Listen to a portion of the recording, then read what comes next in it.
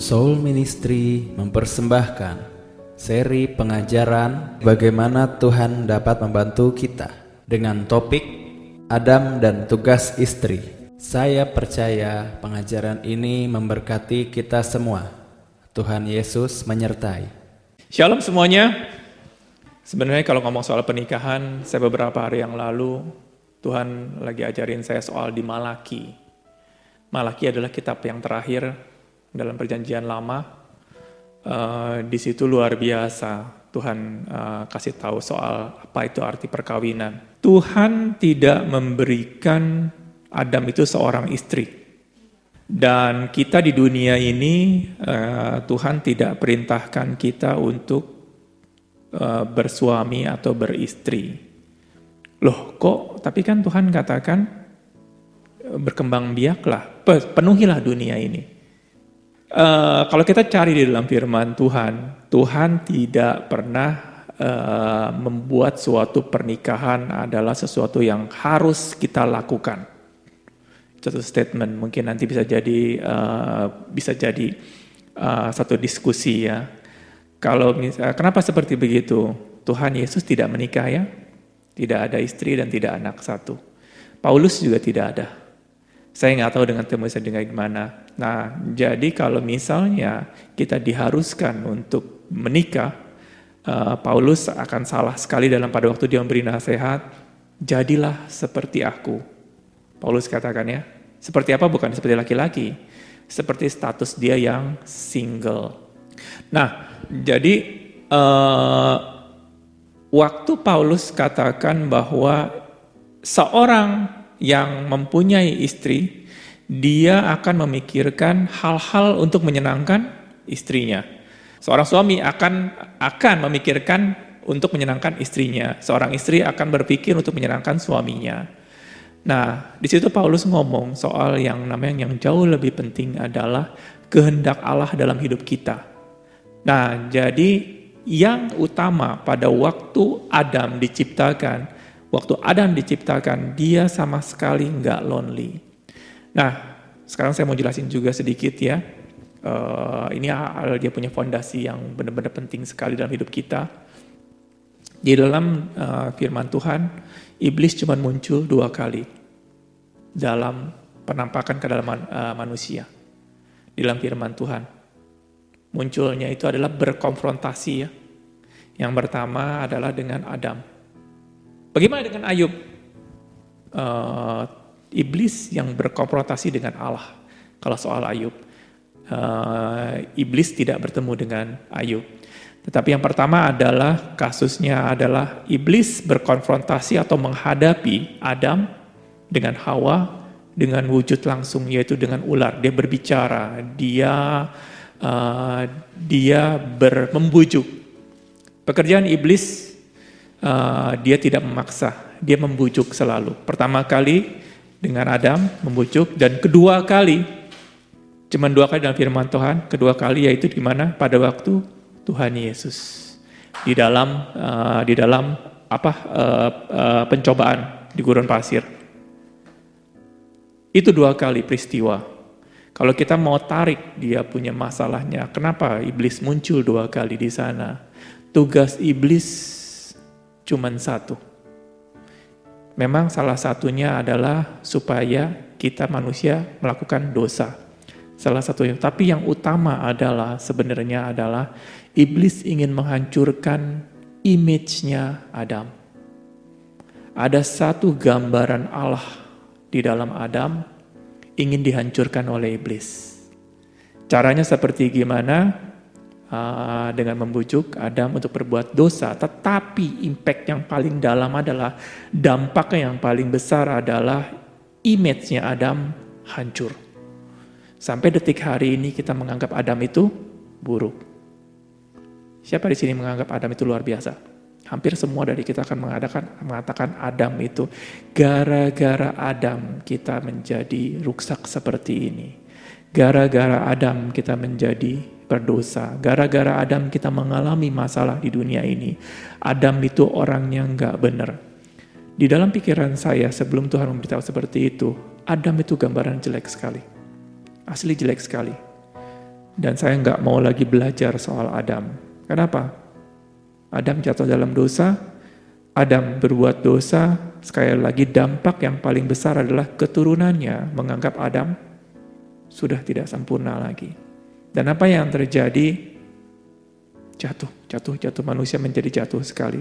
Dan kedua adalah iblis datang, kedua kali mengkonfrontasi adalah dengan Tuhan Yesus. Yaitu tujuannya pertama untuk membuat Yesus jatuh, tetapi biar kalau Yesus jatuh, image Yesus hancur, kita tidak akan menganggap lagi.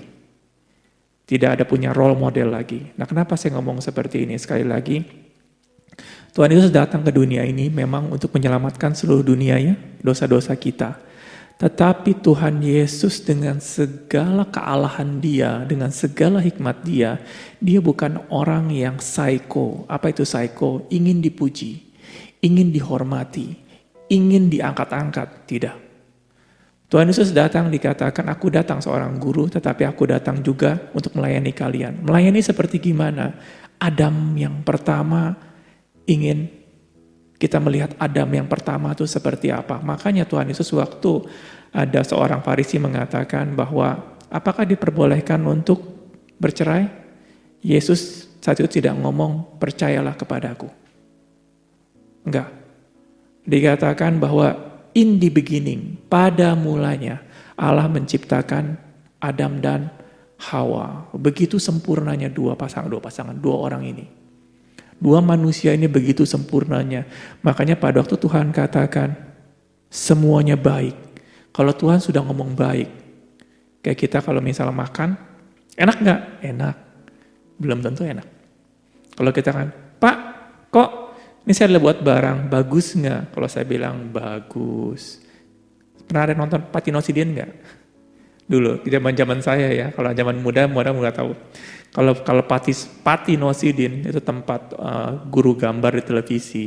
Kalau dia bilang bagus, saya udah nggak percaya lagi pendapat dia. Karena kenapa? Dari awal, saya ingat banget itu dia punya acara televisi. Dikasih lihat gambarnya ke televisi sana, dikasih lihat seperti ini. Bagus. Saya pikir memang bagus. Yang gini.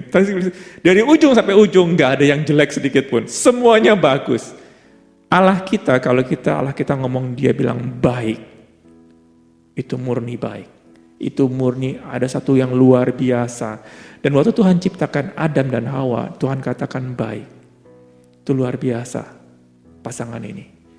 Pasangan yang luar biasa yang menjadi prototipe kita, gambaran kita suami istri itu di sana. Makanya Tuhan katakan pada mulanya, Tuhan menciptakan Adam dan Hawa. Kalau kalian mau sukses di dalam pernikahan kalian harus mengerti Adam dan Hawa seperti apa. Kalau kalian menganggap Hawa itu, Adam itu brengsek, dia itu malah menyalahkan istri pada waktu segala macam. Apa yang terjadi? Kita nggak punya gambaran yang baik. Padahal Tuhan katakan inilah pasangan yang sempurna yang Tuhan ciptakan. Kembali pada awalnya Tuhan menciptakan Adam dan Hawa. Kenapa sekarang menjadi rusak? Karena kita sudah tidak punya gambaran-gambaran lagi. Setelah Adam dan Hawa dirusak gambarnya, kita sudah nggak ngerti lagi.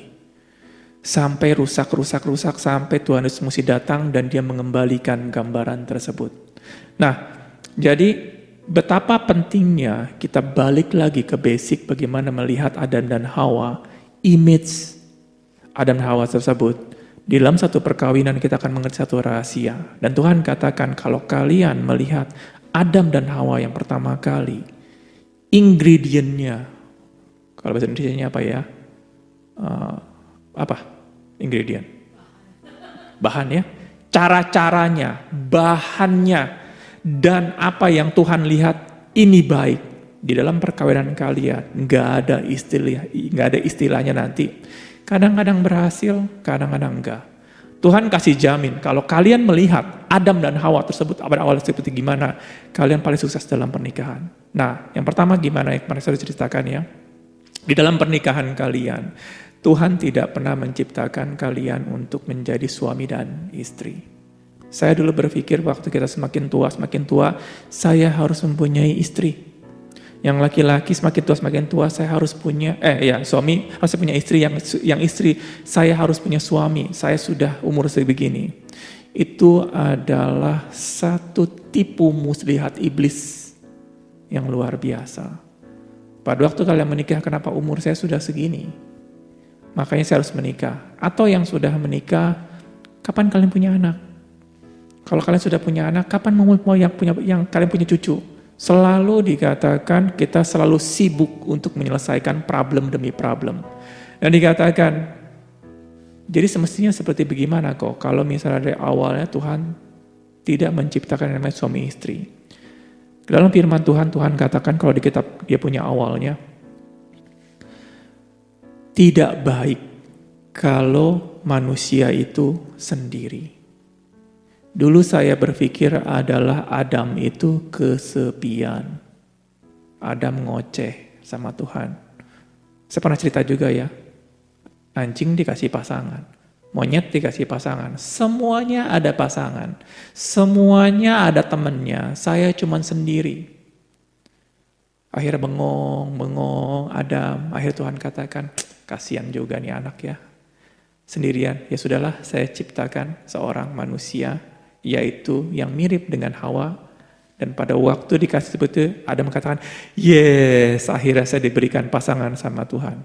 Kalau cara kerja Tuhan seperti itu, Tuhan gak mengatakan semua itu baik ya. Berarti Tuhan ada yang salah pada waktu mengatakan semua itu baik. Waktu Adam diciptakan itu sempurna sekali. Tidak ada yang namanya kesepian, tidak ada yang namanya loneliness kalau bahasa Inggrisnya.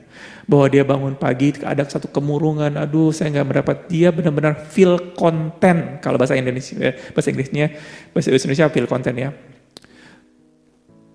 Tercukupi ya, puas, satisfied dalam hidup dia. Dia gak ada memerlukan apapun lagi. Kalau saya gak punya tas LV, saya gak komplit. Saya kalau nggak pakai celana panjang kemana-mana, kayaknya ada yang kurang. Saya harus pakai celana panjang, enggak. Makanya Adam nggak pakai baju sama sekali. Adam itu benar-benar satisfied sekali dengan hidup dia. Tidak ada dia berpikir, Tuhan, saya ini orang yang tidak berguna. Saya ini orang yang belum mencapai apapun. Saya harus mendapatkan A, baru saya merasa dihargai. Saya harus mencapai sesuatu, baru saya puas dalam hidup saya. Kalau saya belum punya rumah, saya belum feel complete. Kebanyakan dari kita suami istri, waktu kalian pacaran, biasanya dalam bahasa Inggrisnya dikatakan, you complete me. Ada ya? Apa saya ngelihat ngomong cuma televisi aja ya. Jadi sebelum saya bertemu sama kamu, ada hati yang kosong. Tapi saya bertemu dengan kamu, saya berbunga-bunga, kamu melengkapi hidup saya. Yang tadinya saya kurang, saya dilengkapi oleh kamu. Itu ya yang kita cari ya. Waktu Adam, no. Adam tidak butuh Hawa saat itu. Dia benar-benar feel content sekali dalam hidup dia. Tidak ada kemurungan, tidak ada kesedihan. Karena kenapa? Ada Allah saat itu yang luar biasa. Image-nya Allah, gambarnya Allah dalam hidup Adam itu benar-benar keluar semua. Tidak ada kejelekan sedikit pun. Makanya saya percaya Adam sebelum Hawa diciptakan, Adam hidup nggak mungkin setahun, nggak mungkin 10 tahun, lama sekali dengan Tuhan dan dia feel content sekali. Tidak ada kesedihan sama sekali. Nah, apa kok konsepnya dengan adanya seperti itu? Apa kegunaannya di dalam saya dengan perkawinan saya? Kalau kalian di dalam menikah karena saya membutuhkan kamu, tanpa kamu saya kesepian, tanpa kamu saya menjadi tidak komplit.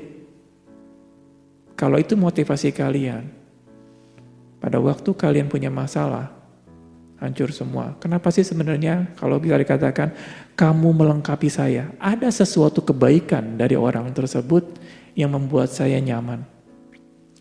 Entah itu kecantikan, entah itu kelakuan, entah faktor eksternal karena dia punya banyak uang atau dia orang yang bagaimana yang saya nyaman sekali dengan kamu.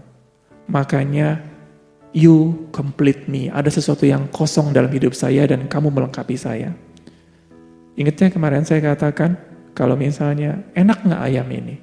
Ayam goreng ini, saya bilang enak, luar biasa enak. Apa yang kita keluarkan dari mulut, biasanya nggak sesuai dari hati. Jadi, bisa dibuktikan, kalau tadi ayamnya tiba-tiba ada sesuatu yang tidak kita sukai, ayam itu menjadi tidak enak. Padahal ayam tersebut tidak berubah rasanya. Karena ada sesuatu penampilannya yang mengganggu kita, hilang. Kita punya penghargaan tersebut. Dan apa yang terjadi? Itu karena kita mengasihi atau kita mau menjadikan pasangan hidup kita karena ada kekurangan dalam hidup kita. Dan cepat atau lambat, itu akan meledak. Waktu meledak, apa yang terjadi? Kamu tidak seperti dulu. Kenapa seperti itu? Karena kita ada yang kurang dalam hidup kita memerlukan orang lain untuk melengkapi kita.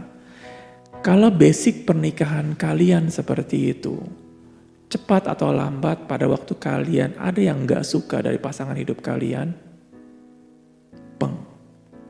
Jadi basicnya seperti apa kok kalau dalam pernikahan? Satu basicnya seperti Adam.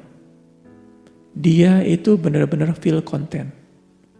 Benar-benar penuh. Penuh seperti apa? Tidak bisa kita penuh cuma hanya, ya saya penuh. Ada sesuatu. Sebenarnya Adam itu feel content, satisfied itu karena dia bengang-bengong, nggak ngapa-ngapain, akhirnya feel satisfied? Enggak. Waktu Adam diciptakan dari awal, ada langsung Tuhan memberikan satu rencana Tuhan dalam hidup Adam. Itu yang hebatnya. Kalau kita manusia yang sekarang kita mencari kehendak Allah apa ya, saya juga bingung. Tapi Adam waktu diciptakan, suara Tuhan berkata kepada Adam, Adam, aku berikan dunia ini, berkuasalah atas binatang-binatang, di darat, di laut, dan di udara. Ada satu kehendak Allah, maka Tuhan katakan, firmanku keluar dan tidak akan menjadi sia-sia. Waktu Tuhan ngomong sama Adam, itu terjadi hubungan yang luar biasa. Ada satu rencana Allah dalam hidup Adam dan Adam kerjakan tanpa berbantah-bantahan. Adam begitu percaya sama Tuhan. Mau dia lakukan. Lakukan bukan, ya sudahlah kalau Tuhan kalau suruh ya sudah saya lakukan. Enggak. Ada satu dalam hidup Adam, Tuhan ciptakan Adam itu komplit semuanya. Adam enggak perlu yang namanya, ayo dong, kerjakan dong. Enggak perlu. Dia sesuatu hal yang luar biasa. Dan kenapa? Dia bisa melihat kehendak Allah. Karena kenapa? Kalau kita sudah tahu kehendak Allah, setiap manusia ya di dalam hidup mereka, kalau mereka tahu kehendak Allah, hidup mereka langsung berubah. Saya nggak ngerti kenapa bisa seperti itu. Prosesnya benar-benar pada waktu seseorang itu mengetahui kehendak Allah, temboknya dihajar. Saya nggak tahu, kok kenapa bisa seperti itu? Saya nggak ngerti. Makanya ada Tuhan katakan bahwa inilah iman yang akan mengalahkan dunia. Iman seperti apa? Bukan ngomong saya percaya Yesus, bukan. Ada sesuatu iman dalam hidup mereka dan mereka mengerti kehendak Allah dalam hidup mereka. Pada waktu mereka mengerti langsung seperti kayak orang menjadi orang yang benar-benar mengalahkan dunia. Mengalahkan sebenarnya bukan jadi orang kaya, bukan jadi orang pintar, bukan. Dalam hidup mereka seperti kayak tidak ada seorang pun yang bisa membendung mereka. Itu yang terjadi dalam hidup Adam. Feel content sekali. Nah, pada waktu Adam melakukan nyata hidup Allah dalam hidup Adam, Tuhan katakan tidak baik kalau manusia itu sendiri. Bukannya Adam itu brengsek, Tuhan katakan, aduh kasihan juga nih anak. Enggak. Adam bisa melihat dengan segala, Tuhan bisa melihat Adam dengan segala, ya sorry ya kalau saya katakan hebat, yes. Adam itu hebat. Saya harus katakan, sebelum saya ngomong seperti ini, kenapa saya ngomong Adam itu hebat? Anda pernah dengar nggak? Ada firman Tuhan katakan, janganlah engkau sekali-kali menghina Yakub. Jangan sekali-kali kamu mengutuki Israel. Anda pernah dengar nggak ayat seperti itu? Itu berlaku zaman dulu apa masih berlaku sekarang? Apa maksudnya kok seperti itu? Di dalam kitab Perjanjian Lama, pertama kali adalah terjadi dalam waktu Laban ingin melabrak Yakub. Karena kenapa? Yakub katanya berbuat salah. Yakub katanya melakukan hal-hal yang tidak sepatutnya dan Laban ingin melabrak Yakub. Tetapi tiba-tiba Tuhan datang kepada Laban dalam mimpinya atau bagaimana saya nggak tahu. Dan dikatakan Tuhan ngomong sama Laban, Laban ingat di depan Yakub kamu jangan mengutuki Yakub. Yakub kemungkinan salah loh. Yakub kemungkinan salah. Artinya, dia salah. Saya berhak untuk memarahi atau mengutuki atau mendamprat Yakub. Tapi Tuhan katakan jangan sekali-kali kamu keluar seperti itu. Karena firman Tuhan katakan Tuhan akan memberkati orang yang memberkati Israel dan akan mengutuki orang yang mengutuki Israel. Dan itu yang terjadi. Dan banyak sekali, saya ingat sekali ada salah satu gereja di Singapura besar sekali. Dan dikatakan dia tidak akan pernah mau mengutuki Israel. Dan apa yang terjadi? Gereja yang menjadi besar sekali. Apa itu tidak mau mengutuki? Dia memberkati Israel. Dia benar-benar memberkati Israel sekali. Kenapa? Firman Tuhan terjadi. Kalau kamu memberkati Israel, kamu juga akan diberkati. Kenapa saya ngomong seperti itu? Prinsip ini adalah pada waktu kita mengatakan Adam brengsek. Yakub aja. Tuhan katakan hati-hati. Kalau kita katakan Adam ini enggak benar. Adam ini bermasalah. Adam ini tidak tahu berterima kasih. Hati-hati. Kita mengeluarkan kutuk kepada Adam. Kalau kita mengeluarkan kutuk kepada Adam, Tuhan katakan bahwa terkadang Adam dengan Yakub lebih besar mana? Dan saya percaya lebih besar Adam. Dan apa yang terjadi? Makanya saya selalu sama Tuhan, thank you buat Adam yang kau berikan. Kalau tidak ada Adam, tidak ada saya sekarang. Dan saya percaya hubungan kamu dengan Adam oleh Tuhan pada awalnya adalah luar biasa. Saya menciptakan di dalam pikiran saya untuk saya memberkati Adam. Engkau baik. Dan apa yang terjadi? Tuhan akan memberkati kalian. Loh, kalau gitu ada hukum timbal balik. Bukankah semua Tuhan akan... Ini bukan hukum Taurat ya. Ini adalah common sense. Tuhan katakan, berkatilah maka kamu akan diberkati. Berilah maka kamu akan diberi. Itu hukumnya Allah. Dan apa yang terjadi? Kalau saya mengatakan Adam ini luar biasa. Benefitnya buat saya. Saya bukan memuji-muji Adam tanpa ada artinya. Saya percaya imanmu lah yang akan mengalahkan dunia. Saya percaya sekali Adam luar biasa. Nah, di situ sekali lagi, kalau kita mau melihat Adam, waktu Adam itu dipertemukan oleh Hawa, Tuhan katakan tidak baik kalau Adam ini seorang diri dalam menggenapi kehendak Allah. Bukan karena dia lonely, bukan karena dia butuh sesuatu Adam. Aduh kasihan juga nih orang nih ya. Dikasih Hawa, enggak. Pada waktu seorang laki-laki dan seorang istri mengerti prinsip seperti ini, tidak akan dalam perkawinan mereka hancur. Tidak akan. Dan saya percaya sekali apa yang Tuhan janjikan di dalam diri Adam dan Hawa akan terjadi juga dalam hidup kalian. Loh, Adam dan Hawa kan jatuh. Pikiran kalian, image kalian kepada Adam dan Hawa harus diperbaiki dahulu. Kalau kita kan saya nggak mau seperti Adam dan Hawa. Kenapa? Adam dan Hawa jatuh. Mau cari pasangan siapa lagi? Kasarnya Tuhan katakan pada awalnya Tuhan menciptakan Adam dan Hawa. Tahu nggak kalau boleh saya kasih saran? Untuk istri ya, sedikit kita ngomong soal penolong ya, istri. Tugas istri yang utama di dalam satu perkawinan adalah bukan diajar oleh suami. Apa itu diajar? Kita kebanyakan bahwa istri kamu ajarin dong kepada suami seperti gitu. Kamu harus mengajari istri kamu loh. Saya pernah dengar ya, kalau misalnya ada yang biasanya keluarga bagaimana, mungkin orang mertua atau orang tuanya ngelihat perkawinan yang gak baik, akhirnya mereka ngomong, ajarin dong tuh istri kamu, biar bisa seperti begitu begini. Image-nya wanita itu dijadikan buruk ya. Wanita tuh gak tahu apa-apa, mesti diajarin sama suami. Salah. Saya kasih tahu tugasnya istri seperti apa di dalam satu perkawinan. Yang utama adalah mereka bertanya kepada suaminya. Apa itu bertanya? Jarang sekali kita seorang istri di dalam satu perkawinan itu bertanya kepada suami. Bertanya gimana? Bukan menekan suami. Bertanya adalah satu kehendak Allah dalam hidup mereka apa. Dan jangan menekan suami. Suami saya nggak tahu apa-apa. Memang dia bodoh atau bagaimana. Terjadi sesuai dengan imanmu. Para istri harus melakukan satu pertanyaan-pertanyaan untuk membawa para suami untuk bisa mengenal kehendak Allah dalam hidup mereka. Bukannya tanya, Pak, mana uang belanja? Itu bukan bertanya. Itu statement. Tapi mereka bertanya. Seringkali saya sering di rumah atau ngobrol sama istri saya sering bertanya banyak sekali.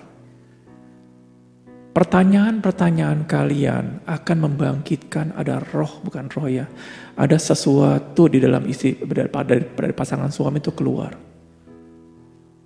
Karena sulit sekali kalau misalnya kalian para istri hanya menunggu suaminya untuk berbicara. Kamu kan yang tahu cara mengajar istri, kamu belajar dong segala macam. Enggak. Namanya tadi penolong adalah dia untuk membangkitkan lagi apa yang ada Tuhan dalam hidup mereka. Terkadang para laki-laki, para suami itu lupa. Atau dengan begitu sibuknya di dunia ini sehingga mereka nggak tahu. Tugasnya istri adalah bukan mengingatkan, bertanya. Kalau mengingatkan biasanya egonya laki-laki akan naik. Sorry ya, kalau misalnya istri saya katakan, dia mengingatkan. Lu tahun lalu sudah bernazar lu begini-begini. Kenapa lu nggak lakukan? Itu mengingatkan ya. Mengingatkan dan menekan. Tapi cara bertanya seorang istri kalau dia penuh dengan kasih, penuh dengan rasa sayang kepada suaminya untuk bisa semakin naik lagi, suami itu akan tersadarkan dengan pertanyaan-pertanyaan mereka dan para suami akan mencoba menjawab. Dan waktu mereka menjawab, mereka bertanya sama Tuhan. Tuhan, istri saya bertanya seperti ini. Benarkah seperti ini? Bagaimana saya bisa? Dan dia akan berbicara dengan Allah. Pada waktu dia berbicara dengan Allah, dia akan bisa menjawab pertanyaan para istri tersebut. Tapi jangan pertanyaan diulang-ulang terus ya. Hari ini bertanya A, besok bertanya A lagi, itu namanya ngeyel. Itu udah terangkan satu. Ada satu pertanyaan-pertanyaan yang bervariasi, yang tujuannya adalah biar laki-laki itu bisa melihat Allah. The image of God dalam kehidupan laki-laki. Image of God seperti apa? Seperti Adam di sana. Nah, bukan, tapi jangan ngebandingin ya. Jangan ngebandingin. Kamu tuh nggak ada apa-apanya sama Adam. Ingat sekali lagi. Berkatilah, maka kamu akan diberkati. Kalau kamu mengutuki, siapa yang dikutuki? Kita sendiri akan mengutuki. Para suami istri kalau saling mengutuki, yang rugi siapa? Berdua.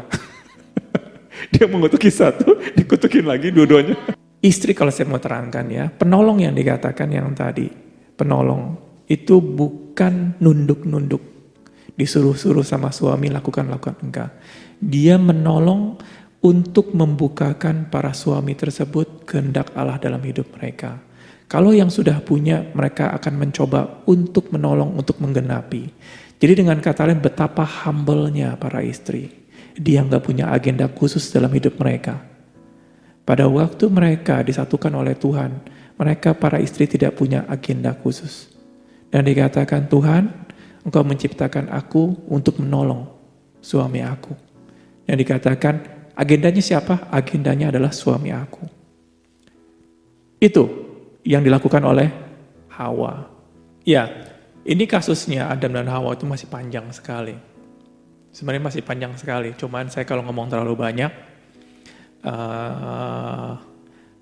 Tuhan ada ngomong sama saya sedikit bahwa kamu fokus dengan 3 hal di dalam kamu dalam menerangkan, yaitu adalah problem finansial, problem hubungan atau keluarga, dan problem sakit penyakit. Itu saja 3. Dikala semuanya mengerti di dalam 3 hal seperti ini, mereka akan tahu mau kemana di situ. Nah, jadi bulan-bulan ini saya akan ngomong soal, saya dulu sudah banyak sekali ngomong soal finansial ya. Sekarang mungkin bulan-bulan yang akan saya ngomong soal hubungan pertemanan dan suami istri di sini. Dan Dan jujur, kalau kalian mengerti di dalam antisipasi atau aplikasi dari semua ini, dan saya percaya kehidupan kita akan semakin luar biasa di depan Tuhan. Oke,